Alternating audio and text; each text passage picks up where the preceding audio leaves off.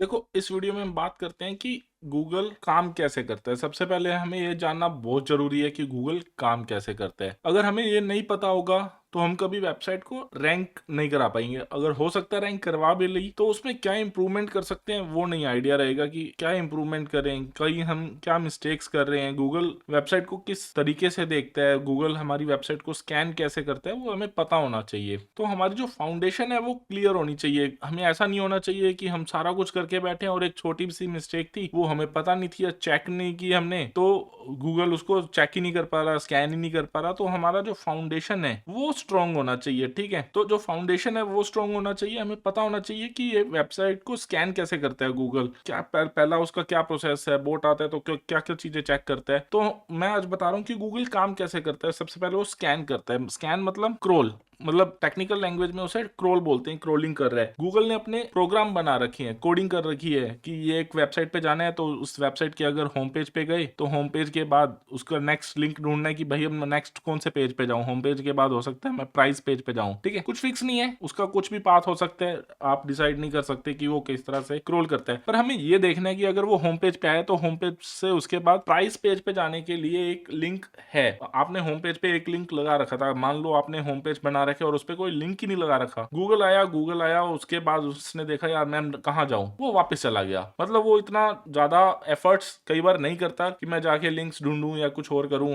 आपने site map भी नहीं बना रखा था, ठीक है? हो सकता है आपने robo.txt के अंदर आपने डिसअलाउ कर दिया, गूगल को आने ही नहीं दे रहे हो कि भाई तेरे को आना ही नहीं है, आपको नहीं पता, आपने कर दिया। हो सकता है कोई डेवलपर ने काम किया हो और उसने उसको भी ना पता हो, उसने डिसअलाउ कर दिया या फिर कहीं से कॉपी पेस्ट किया था कोड, उसके साथ ही वो आ गया। तो सबसे पहले आपको ये चीज चेक करनी है कि क्या गूगल आपको क्रोल कर सकता है। अगर कर सकता है, गूगल की क्रोलिंग हो रही है, वो गूगल सर्च कंसोल में आपको मिल जाएगा, ठीक है? आप कहोगे कि यार अभी तक कोई पोर्टल पे नहीं ला रहे हो, कोई मेरे को वेबसाइट का व्यू नहीं दिखा रहे हो, मैं कुछ टेक्निकल नहीं कर रहा हूँ। देखो, एसईओ क्या है? एसईओ है समझने वाली चीज। जब तक आपको चीज समझ नहीं आएगी, इसमें कुछ भी ज्यादा पोर्टल वोर्टल का कोई ज्यादा गेम नहीं होता कि भाई हमें बहुत ज्यादा डिटेल में जाके टेक्निकल कुछ काम करना होता है। इसमें है अंडरस्टैंडिंग। गूगल काम कैसे करता है आपको पता है, आप रैंक करवा सकते हो, ठीक है? अगर लो कंपटीशन है तो आप इजीली रैंक करा सकते हो, थोड़ा सा हाई कंपटीशन है तो आपको कुछ टैक्टिक्स है वो यूज करनी है, उसके बाद आप इजीली रैंक करवा लोगे। कुछ इसमें वो ज्यादा साइंस नहीं है, और साइंस है पर वो साइकोलॉजिकल साइंस है कि यूजर कैसे बिहेव करता है। पर इसमें वो टेक्निकल साइंस नहीं है कि मैं जाके कोडिंग में बहुत ज्यादा कुछ कर रहा हूँ, ऐसे कर रहा हूँ, ऐसा नहीं होगा, ठीक है? गूगल आता है, सबसे पहले क्रोल करता है, क्रोल कर सकते हैं, वो आपका एक इंडेक्स बना लेते हैं। जैसे मैंने बताया आपको, गूगल आया, उसने होम पेज चेक किया, उसके बाद उसने प्राइस पेज चेक किया, इस तरह से वो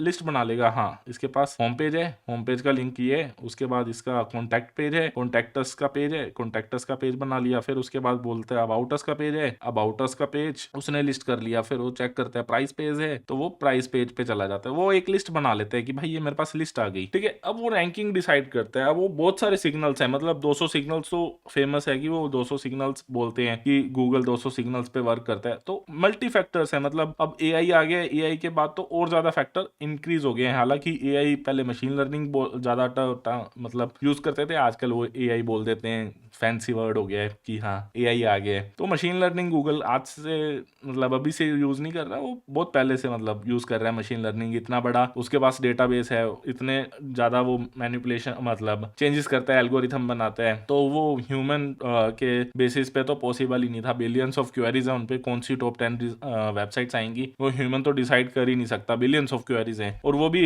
हर 2-3 महीने में चेंज हो जाती है। तो वो मशीन लर्निंग तो यूज कर रहा था, पर अब थोड़ा सा और ज्यादा फोकस हो गए हैं, अब और ज्यादा इंप्रूवमेंट्स आ रहे हैं। फिर उसके बाद वो रैंकिंग सिग्नल देखता है कि क्या इस वेबसाइट को या इस पेज को, सबसे पहली बात है वो पेज को देखता है, वो पूरी वेबसाइट को नहीं देखता मैं पूरी वेबसाइट कहीं रैंक करा दूं। वो पेज को देखता है कि क्या होम पेज किसी क्वेरी पे आने लायक है, ठीक है? तो वो अगर क्वेरी पे आने लायक होगा तो वहां लेके आएगा। कॉन्टैक्ट अस पेज है तो किसी पे आने लायक है, जैसे अगर मैं देखूं, मान लो मैंने मेरी वेबसाइट बना रखी है, तो मैंने शुभमचुक.com बना रखी है, तो शुभमचुक कॉन्टैक्ट अगर कोई बनाए, शुभमचुक कॉन्टैक्ट, तो वो मेरा कॉन्टैक्टस का जो पेज होगा गूगल ट्राई करेगा वहां रैंकिंग लेके आए। तो मेरे कॉन्टैक्टस पेज को इस क्वेरी पे जब भी कोई सर्च करे शुभमचुक कॉन्टैक्ट, तो वो मेरा ये वाला जो पेज है ये ऊपर आ जाना चाहिए, ठीक है? हालांकि आ रहा है नहीं आ रहा मुझे नहीं पता क्योंकि वेबसाइट मैंने अभी थोड़े दिन पहले ही मेरी बनाई है। फिर अगर उसके बाद क्या होता है, रैंकिंग ले आया, गूगल ने टॉप 10 डिसाइड कर ली कि हाँ शुभमचुक कॉन्टैक्ट के ऊपर ये जो टॉप 10 रैंकिंग्स है ये है। उसके बाद क्या करता है, उसका एआई इंजन चालू होता है, एआई सिंथेसिस। जो उसका एआई इंजन है वो डिसाइड करता है कि यार मेरे को एआई ओवरव्यू में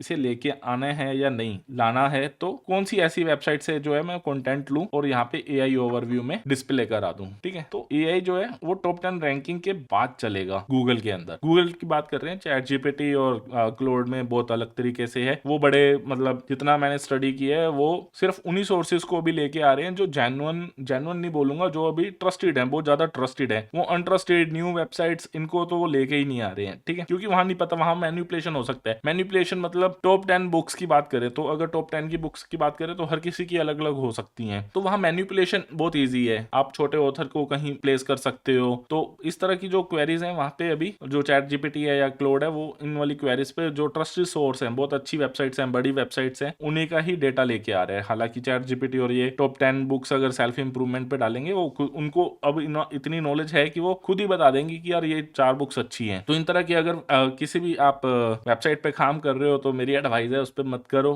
टाइम वेस्ट है। आने वाले 1-2 साल में ये बिल्कुल खत्म हो जाएगा, कहीं जरूरत नहीं पड़ेगी। आप कुछ एक पर्टिकुलर अच्छे वेबसाइट पे काम करो, ठीक है, जहाँ पे कुछ आप बेच पाओ। अगर आप कोई सर्विस प्रोवाइड कराते हो तो आप सर्विस दे पाओ, तो वो वर्क करेंगी अभी भी एसईओ में। जो इस तरह की इंफॉर्मेशनल है, जहाँ पे मैनिपुलेशन होता है बहुत ज्यादा, उन तरह की क्वेरीज को एकदम क्लीन कर देंगे, वहां जरूरत ही नहीं पड़ेगी आगे से। ठीक है, मैंने आपको बताया सबसे पहले आपको क्रोलिंग चेक करनी है। अगर आप क्रोल कर पा रहे हो, ओके है, आप पास हो। ठीक है, उसके बाद गूगल इंडेक्स करता है, गूगल सर्च कंसोल पे जाके देखना है कि क्या गूगल हमें गूगल सर्च कंसोल पे भी चलेंगे, पर अभी एक इंडेक्स की बात करें कि वो एक इस तरह से डेटाबेस के अंदर उसने अपनी लिस्ट बना रखी। गूगल के अंदर हम दिख रहे हैं या नहीं दिख रहे, अगर दिख रहे हैं तो ठीक है, नहीं दिख रहे तो मतलब हमारी वेबसाइट में अभी भी है वो इशू। कुछ भी हो सकता है, बहुत सारे इश्यूज हैं।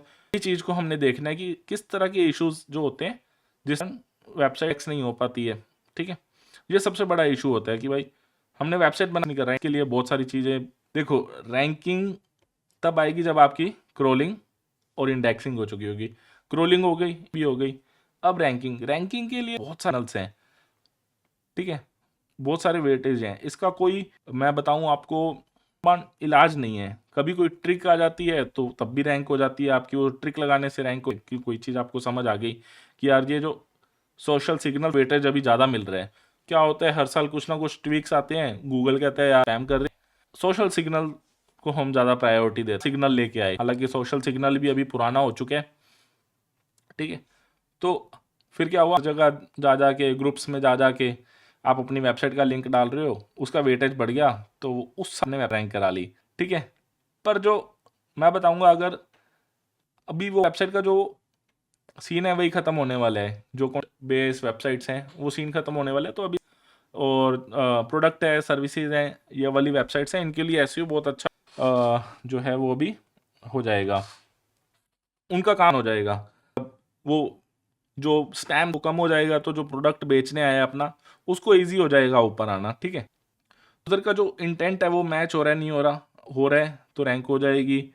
बेस्ट आंसर चूज करते हैं, आपने कुछ ऐसे ही लिख दिया, ठीक है, टाइम पास के लिए थी, उस पर ऑप्शन अच्छे से नहीं है, यूजर आया, उसने कभी टेस्ट भी करते हैं, गूगल क्या करता रहता है, आपको रैंकिंग दी, हो सकता है आपको एक दिन के लिए रैंकिंग, यूजर आया आपकी वेबसाइट पे आया, कंटेंट नहीं था, अच्छा नहीं था, चल यूजर इंटरेस्टेड नहीं था, आपकी वेबसाइट की रैंक चली जाएगी, आपको पता भी नहीं चलेगा कि नहीं देगी, आपको पता भी नहीं चला क्योंकि आपकी वेबसाइट पे कंटेंट अच्छा नहीं था। जब तक आप कंटेंट अच्छा नहीं डालोगे तब तक आपको रैंकिंग बिल्कुल ही नहीं मिलेगी। रैंकिंग हो गई है, उसके बाद एआई इंजन चला, एआई इंजन में ऐसा कुछ भी अभी डिसाइड नहीं है। बेचने वाले कोर्स बेच रहे हैं, बेचने वाले सर्विसेज हैं, एआई के ऊपर अभी ऐसा कुछ डिसीजन नहीं है कि वो रैंकिंग देंगे, किसको देंगे। मैंने एनालिसिस का जितनी मैंने केस स्टडीज पढ़ी, अगर आप सोर्स हो, आप एक अच्छी कंपनी हो, एक चीज़ के बारे में बात करते हो, हर चीज़ के बारे में बात नहीं कर, प्रोटीन के बारे में बात कर रहे हो, कल आप मोबाइल में बात कर रहे हो, परसों आप साइकिल्स के बारे में बात कर रहे हो, तो आपको ऊपर यहाँ नहीं मिलेगी। आपका प्रोडक्ट क्लियर होना चाहिए, आप ट्रस्टेड होने चाहिए, रिनाउन होने चाहिए, आपका ब्रांड इमेज होना चाहिए, ब्रांड सर्च होनी चाहिए आपकी, तब आपको एआई में साइटेशंस हैं वो बहुत अच्छे